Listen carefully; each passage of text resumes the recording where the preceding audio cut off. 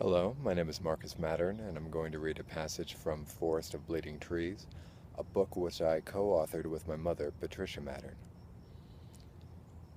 The walk through the first strand of trees toward the McCluster place was pleasant.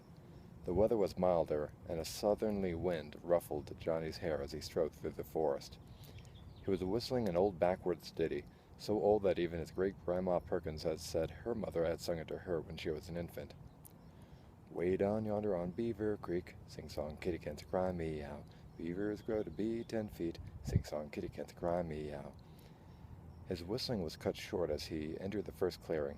Before him stretched a seemingly endless sea of bobbing black-feathered wings and heads, shimmering in the sunlight. It was a carpet of ravens stretching half the length of a football field. Their loud, mournful caws reverberated through the forest. There were also ravens in the trees, cawing in despondent tones and swooping down periodically. The noise was almost deafening. If it wasn't for sighting Lily, who was standing just outside the huge circle of ravens, he would have freaked out.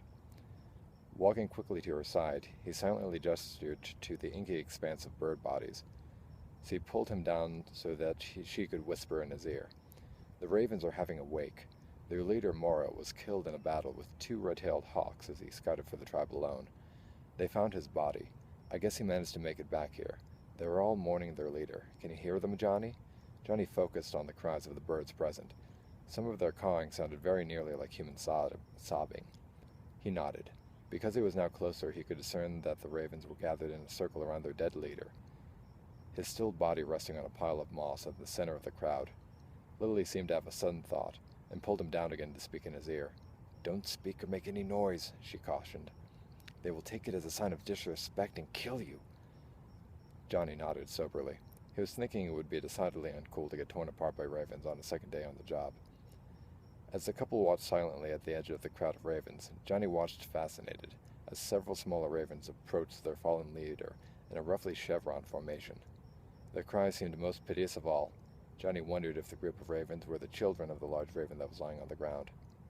A call rang out that was louder and so much clearer that it could be heard above all the other bird calls. A single raven with a wingspan of 5 feet flew to the top of the blackened tree in which Johnny had first sighted the ravens. Lily pulled Johnny down so she could whisper in his ear. "That is their new leader, Calyx. He will be the one you show deference to. You might want to start nodding any time you see him. Ravens are highly intelligent. They recognize faces. If you want him to recognize you as a friend, you need to show respect. Tread lightly. Try to remember that this land belonged to them first." Even though Johnny nodded as Lily was imparted this information, he wasn't entirely convinced of what she was saying. He had lived on the outskirts of Tugtown all his life, and had barely noticed the ravens and crows on the property. He knew that he had never especially cared for them. They were black, and their beaks were large and unattractive, and their calls were noisy and atonal. Johnny considered them creatures of the night, like hooty owls and mountain lions. He wasn't convinced that ravens were so intelligent either. He thought that if they were, they should have taken over the world by now. Slowly, he and Lily turned and entered a patch of forest that separated them from the second clearing. He thought they might be entering the warehouse again, but to his surprise, Lily walked right past the entrance. Thank you very much.